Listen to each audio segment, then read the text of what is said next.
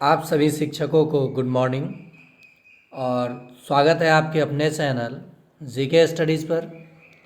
एक मुद्दा अभी जो प्रधान शिक्षक बीपीएससी के द्वारा शिक्षक ग्रुप से ही पास किए थे, लगभग 35,000 से अधिक शिक्षक, वो प्रधान शिक्षक के लिए उनका ज़िला आवंटन हो चुका था। उसी बीच कुछ शिक्षक, लगभग 40 से अधिक शिक्षक कोर्ट गए, जाना भी चाहिए, और कोर्ट में उन्होंने अपील किया कि इसमें कुछ गड़बड़ी हुई है, धांधली हुई है, इसको देखा जाए और शिक्षकों के पक्ष में फैसला सुनाया जाए। लेकिन इसी बीच मैं बार बार एक रिक्वेस्ट करता हूं शिक्षकों से कि हर मुद्दे को लेकर के कोर्ट जाना सही नहीं होता है। साथ ही साथ ये भी बहुत बार बोलता हूँ, देखिए, बड़ी छोटी मुँह बड़ी बात, मैं बार बार रिपीट करता हूँ सभी शिक्षकों से कि जिस चीज़ में जो चीज़ न समझ में आए उसके, जैसे कहा जाता है कि आग में कदम नहीं रखना चाहिए, तो शिक्षक गए थे अपने पक्ष में फैसले के लिए, लेकिन यहाँ पे कुछ और हो सकता है, जहाँ तक मेरी सोच है, समझ है। और एक रिक्वेस्ट आप लोगों से ये भी करूँगा कि अगर किसी भी शिक्षक साथी को ये इन्फॉर्मेशन दुखदायक अगर लग रहा है तो आप दूसरे, तो जिन शिक्षकों को अगर तकलीफ़ लगेगा वो बिल्कुल ना देखें वीडियो, और इस वीडियो को आप ध्यान से समझेंगे मैं बताने क्या जा रहा हूँ और किस बात पे मैं चर्चा कर रहा हूँ। ठीक है, जब ज़िला आवंटन हो चुका था उसके बाद अन्य बचे शिक्षकों का ज़िला आवंटन होना था, आवेदन भी लिया गया, तो कुछ शिक्षक हवा में उड़ती तीर को अपने अंदर ले लेते हैं। और क्या कुछ हो सकता है, अब देखिए, ये मेरा वीडियो किसी को दुखदायक लगेगा, मुझे पता है। देखिए, बिहार में होता क्या है, बिहार में बहुत सारे लोग अपनी रोटियां भी सेकते हैं और मुझे ये सब करने नहीं आता है। तो चलिए हम लोग जानेंगे कि क्या प्रधान शिक्षक बनने का सपना अधूरा रह जाएगा या इसी साल पूरा हो जाएगा। तो देखिए, रहा बात अधूरा का, तो ये अधूरा नहीं रहेगा क्योंकि आपने परीक्षा पास किया है और वो भी एक आयोग का एग्ज़ाम, बीपीएससी का, तो सपना तो पूरा अवश्य होगा, लेकिन अब कब होगा ये कहना मुश्किल हो गया। क्यों नहीं हुआ काउंटर एफिडेविट, और ये काउंटर एफिडेविट होता क्या है इसे भी मैं आपको समझाऊंगा सरल भाषा में कि ये काउंटर एफिडेविट किस तरह से दायर किया जाता है और क्यों नहीं दायर किया गया कोर्ट में शिक्षा विभाग के द्वारा, और प्रधान शिक्षक अब क्या करें। कोर्ट का फैसला टला और स्टे भी लग सकता है अभी इस बहाली पे। अब यहाँ कुछ भी हो सकता है, लेकिन बहाली कैंसिल नहीं होगा।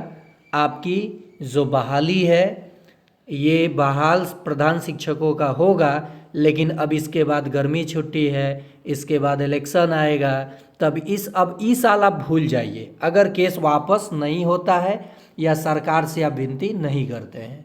अब इसमें शिक्षकों को क्या करना चाहिए। जितने भी शिक्षक साथी हैं, प्रधान शिक्षक परीक्षा की काफ़ी तैयारी किए, उत्तीर्ण किए और उम्मीद में बैठे थे कि शायद गर्मी छुट्टी से पहले हम लोगों का पदस्थापना यानी स्कूल आवंटन होगा। जिला आवंटन हो गया था, विद्यालय मिल जाएगा, जो जिला मिला था हम उसमें जाएंगे। लेकिन उसी बीच जैसे जैसे रिक्तियाँ थी उसी आधार पर जिला आवंटन हुआ था, और क्या कुछ हुआ था ये मैं कुछ नहीं बता सकता क्लियर, लेकिन हाँ ये ज़रूर जानता हूँ कि कैटेगरीज वाइज रिक्ति जो होता है और जो नियम होता है उसी के अकॉर्डिंग आपको जिला आवंटन हुआ था। अब उसमें क्या कुछ आप लोग क्या देखे, क्या सुने और क्यों गए कोर्ट, ये तो वही लोग बताएंगे जो कोर्ट गए थे, उनको बताना भी चाहिए।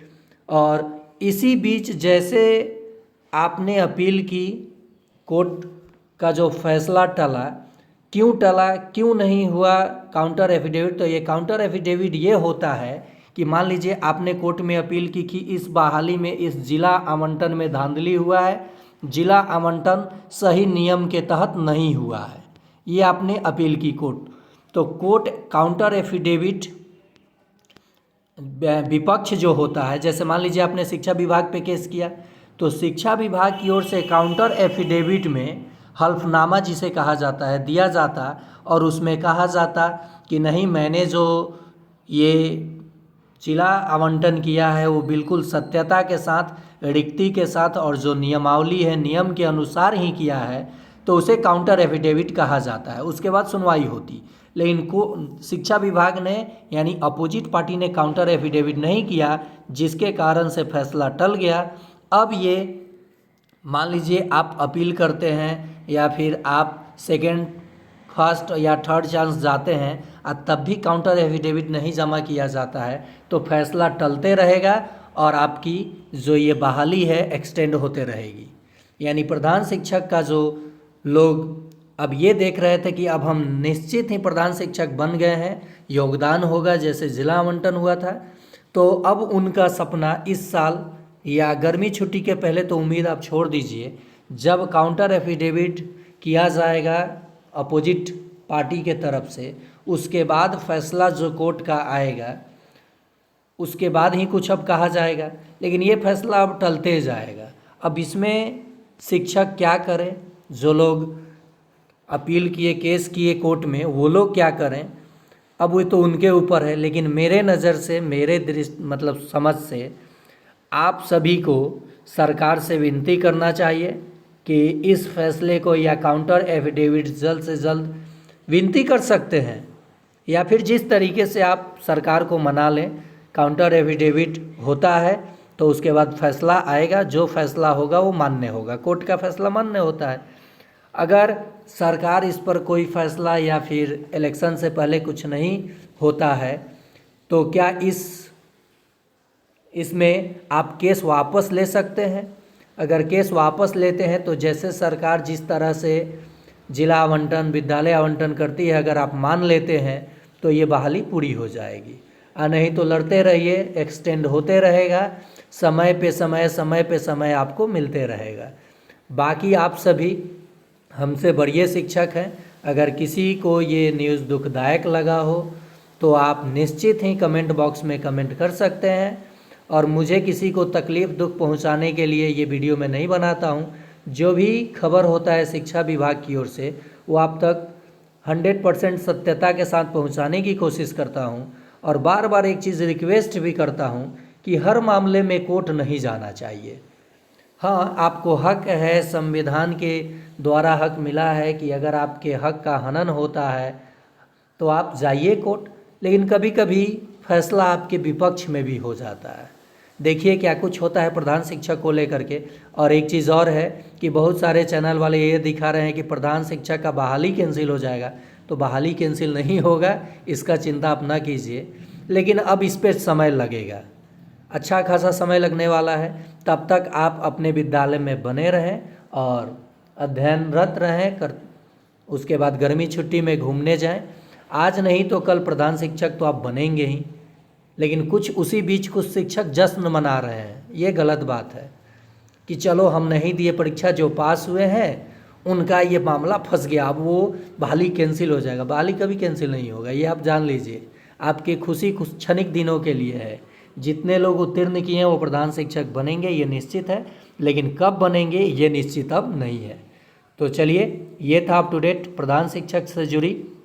अच्छा लगा हो तो लाइक कीजिए, और शिक्षा विभाग से जुड़ी किसी भी खबर के लिए, किसी जानकारी के लिए सरल भाषा में इस चैनल को सब्सक्राइब करके बेल आइकन दबा दीजिए। धन्यवाद।